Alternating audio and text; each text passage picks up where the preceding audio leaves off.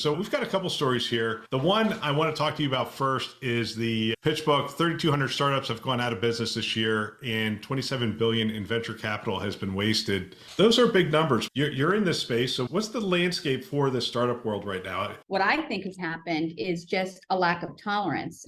If you look at what happened, let's talk about healthcare. And you had all these startups that were trying to make their way over the last few years, and they were getting their investment from these firms. And then the sales cycles elongated so much because of what we're seeing in our space and all the competing priorities that our colleagues have and all the operational spend that happened from a staffing perspective, from a clinician perspective. And I think you saw budgets get pushed, you saw projects get pushed. And I think if you don't have a solution that really can demonstrate an ROI and is going to make a difference for the problems that our clients were trying to solve in last year, they just put it on the back burner. And so I think a lot of these firms weren't even seeing, forget about profitability, they just weren't seeing enough growth and progress to have confidence. And they just said, you know what, we're not going to keep investing when we don't see a shift happening.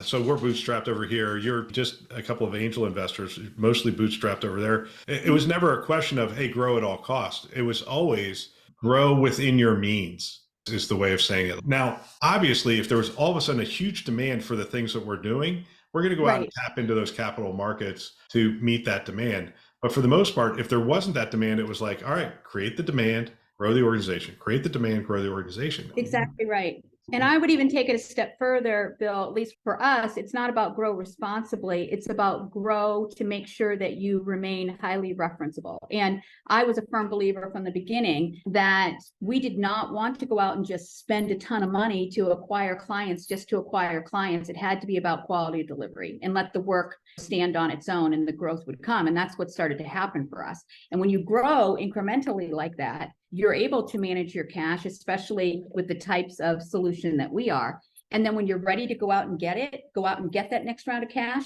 your growth looks so good and your profitability looks so good that it becomes an easier task to do.